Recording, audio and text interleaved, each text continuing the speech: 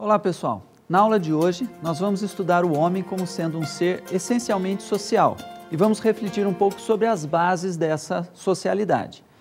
Para isso, sugiro que nós façamos uma reflexão primeira a partir de um videoclipe. Quais são as vantagens das associações entre os indivíduos? Que comportamentos e regras emanam dessa convivência? O homem também faz esse tipo de associação?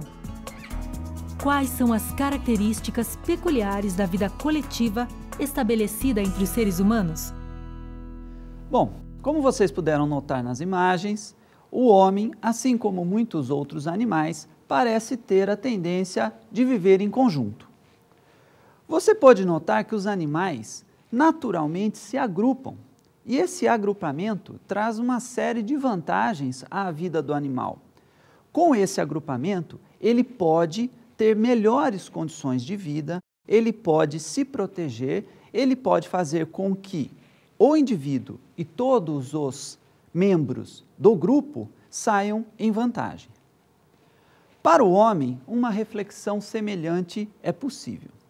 Viver individualmente, viver isolado, talvez não seja a melhor alternativa para o ser humano. Ao agrupar-se, o homem consegue ter uma série de potenciais elevados. Ele consegue fazer com que a sua força, com que certos aspectos da sua natureza sejam potencializados de maneira a garantir muito mais a sua sobrevivência e o seu conforto.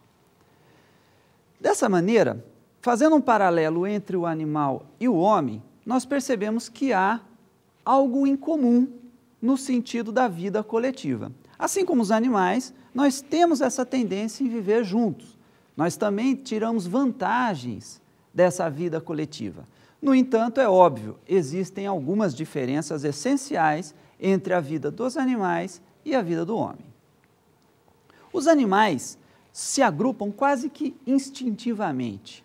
É próprio do animal, desde a sua nascença, que ele viva primeiro sob cuidado da mãe ou do pai e que depois o grupo faça a função de agrupar os indivíduos. O ser humano também se assemelha nesse aspecto. No entanto, ao longo do seu desenvolvimento, ele vai encontrar uma outra realidade, que é o que nós chamamos de realidade social. A realidade social, diferentemente dos animais, é algo que se apresenta ao homem não de modo instintivo, não para cumprir funções meramente orgânicas, biológicas. A socialidade no homem é uma construção da sua consciência, é algo que ele faz intencionalmente, buscando certas vantagens. Isso o diferencia completamente do animal. Ora, vejamos então como é que o homem é capaz de formar essa realidade social, ou seja, como ele é capaz de estabelecer uma vida social. Olha, vamos continuar nesse paralelo entre os animais e os seres humanos. Vamos fazer mais uma reflexão no seguinte sentido. O homem, se comparado a uma série de outros animais, ele é relativamente fraco do ponto de vista físico e natural. O que eu quero dizer com isso? Nós temos que avaliar que a força física do homem, se comparado a animais selvagens, ela é pequena. Nós temos pouca quantidade de pelos, o que nos deixa suscetível ao frio. Nós temos uma massa muscular que não é comparável com animais de grandes portes, nós corremos menos, nós temos menos força física mesmo. Tudo isso nos leva a uma condição natural inferior se comparado a outros animais. Ou seja, se nós imaginarmos uma realidade natural na qual homens e animais convivam, o homem não vai ter vantagem sobre esses animais do ponto de vista meramente físico. É claro que há um grande diferencial no ser humano, que é a sua capacidade de raciocínio, a sua capacidade de pensar muito mais elaborada do que qualquer outro animal. Com isso, ele pôde perceber, o ser humano, que ele tinha sim uma desvantagem em relação aos animais e, com base na sua capacidade racional, fazer algo para superar essa dificuldade, fazer algo para se sobressair na natureza.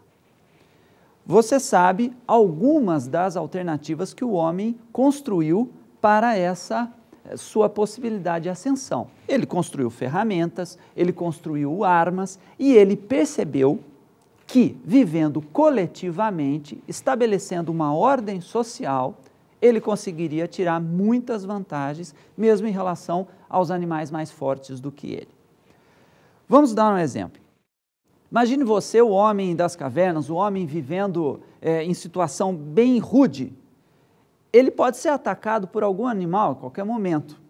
Se ele estiver dormindo, as chances desse ataque são muito maiores. Um animal pode ficar aguardando o ser humano dormir e atacá-lo nesse momento.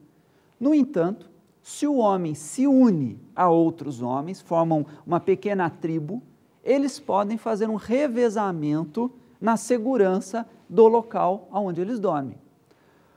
Ou seja, um homem pode ficar de sentinela, pode ficar de guarda, de vigia, enquanto os outros dormem, e avisar de um possível perigo.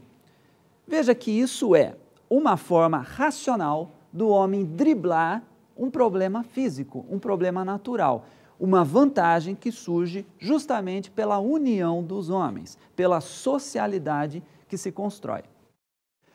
Eu vou até contar uma história inusitada para você perceber como o homem é um ser social, pensando nessa relação dele com os animais. A própria existência do cachorro. Você sabe que o cachorro, ele é um animal que veio do lobo. Ele não é um animal, digamos assim, de uma evolução natural. Ele foi praticamente criado pelo homem.